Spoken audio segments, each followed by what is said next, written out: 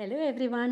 ഇന്ന് നല്ലൊരു ചിക്കൻ ഗ്രേവിയുടെ റെസിപ്പിയാണ് കാണിക്കാൻ പോകുന്നത്. ഇത് നല്ല ടേസ്റ്റിയുമാണ്. അപ്പോൾ വരും നോക്കാം എങ്ങനെയാണ് ചെയ്യണേന്ന്.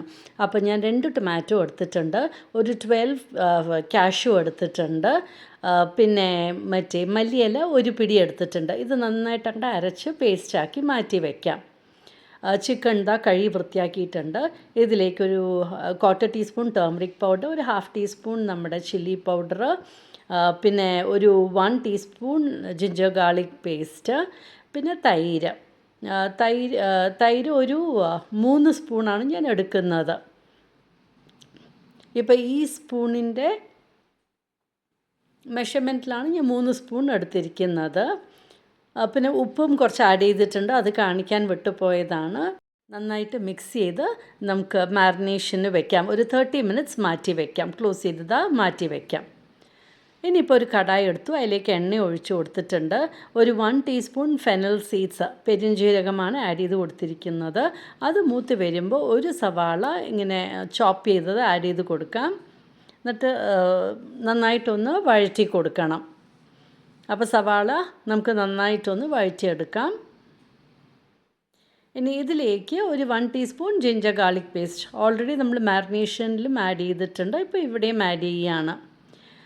ഇപ്പോൾ സവാളയൊക്കെ ഒന്ന് സോഫ്റ്റ് ആയ ശേഷം ഒരു 1/2 ടീസ്പൂൺ ടേമറിക് പൗഡർ, ഒരു 3/4 ടീസ്പൂൺ ചില്ലി പൗഡർ, പിന്നെ ഒരു 2 ടീസ്പൂൺ കൊറിയാൻഡർ പൗഡർ ആഡ് ചെയ്ത് കൊടുക്കാം. കൊറിയാൻഡർ പൗഡർ ഒന്ന് തട്ടി അവിടെ വീണ് പോയി. അപ്പോൾ 2 ടീസ്പൂൺ കൊറിയാൻഡർ പൗഡറും ആഡ് ചെയ്ത് കൊടുത്തു. ഇനി ഗരം മസാല ഒരു 3/4 ടീസ്പൂൺ ആഡ് ചെയ്ത് കൊടുക്കാം. എന്നിട്ട് നന്നായിട്ടൊന്ന് ഇളക്കി കൊടുക്കണം. ഈ പച്ചമണം ഒക്കെ അതിൻ്റെ പോയി കിട്ടണം, നമ്മുടെ ഈ മസാലയുടെയൊക്കെ. അപ്പോൾ നന്നായിട്ടൊന്ന് വഴറ്റിയെടുക്കാം. ഒന്ന് വഴന്ന ശേഷം നമ്മൾ അരച്ച് വെച്ചിരുന്ന നമ്മുടെ ടൊമാറ്റോ കാഷ്യൂ പേസ്റ്റ് അത് ആഡ് ചെയ്ത് കൊടുക്കാം. എന്നിട്ട് നന്നായിട്ട് വീണ്ടും നമുക്ക് ഇളക്കി കൊടുക്കാം. അപ്പോൾ ടൊമാറ്റോൻ്റെയും ഒക്കെ ആ ഒരു പച്ചമണം ഒന്ന് പോകുന്നത് വരെ. അപ്പോൾ നന്നായിട്ട് ഇങ്ങനെ വഴറ്റി കൊടുത്തിട്ടുണ്ട്. ഇനിയിപ്പോൾ ഇതിലേക്ക് നമ്മൾ മാരിനേഷന് വെച്ചിരുന്ന ചിക്കൻ ഇപ്പോൾ 30 മിനിറ്റ്സ് കഴിഞ്ഞിട്ടുണ്ട്, ആഡ് ചെയ്ത് കൊടുക്കാം. എന്നിട്ട് നന്നായിട്ടൊന്ന് മിക്സ് ചെയ്ത് കൊടുക്കാം. ഇപ്പോൾ മാരിനേഷൻ ചെയ്ത ആ പാത്രത്തിൽ തന്നെ കുറച്ച് വെള്ളവും കൂടിയിട്ട് നമുക്ക് ആഡ് ചെയ്ത് റെഡിയാക്കി വെക്കാം. നമ്മുടെ ചിക്കന് ആ വെള്ളം ചേർത്താൽ മതി. ഇപ്പോൾ നന്നായിട്ട് മിക്സ് ചെയ്തിട്ടുണ്ട്. പാകത്തിന് ഉപ്പും ആഡ് ചെയ്ത് കൊടുത്തിട്ടുണ്ട്. എന്നിട്ട് വീണ്ടും നമുക്ക് ഇളക്കി കൊടുക്കാം. അപ്പോൾ ഇത് ശരിക്കും നല്ലൊരു ടേസ്റ്റി കറിയാണ്.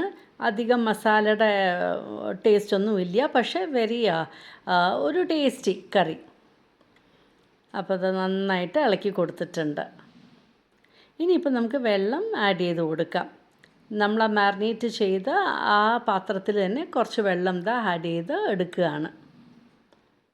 എന്നിട്ട് വീണ്ടും നന്നായിട്ടൊന്ന് മിക്സ് ചെയ്ത ശേഷം നമുക്ക് കവർ ചെയ്ത് കുക്ക് ചെയ്തെടുക്കാം.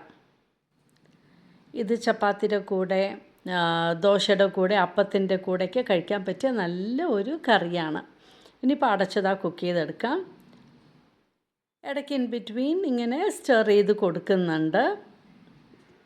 ഇപ്പോൾ കണ്ടില്ലേ, എണ്ണയൊക്കെ ഇങ്ങനെ സെപ്പറേറ്റ് ആയിട്ട് വന്നിട്ടുണ്ട്. നമ്മുടെ ചിക്കനും കുക്കായി വന്നിട്ടുണ്ട്. അപ്പോൾ നന്നായിട്ട് വീണ്ടും ഒന്നും കൂടി അങ്ങോട്ട് ഇളക്കി കൊടുക്കുകയാണ്. നമുക്ക് ഗ്രേവി എത്ര ആവശ്യം എന്ന് വെച്ചാൽ അതിനനുസരിച്ചിട്ട് വെള്ളം ആഡ് ചെയ്ത് കൊടുത്താൽ മതി. ഇപ്പോൾ നമ്മുടെ ചിക്കൻ റെഡി ആയിട്ടുണ്ട്. ഫൈനലി ഇനി കൊറിയാൻഡർ ലീവ്സ് ഇട്ടിട്ട് ഗാർണിഷും ചെയ്ത് കൊടുക്കാം. അങ്ങനെ അടിപൊളി ചിക്കൻ കറി റെഡി ആയിട്ടുണ്ട്.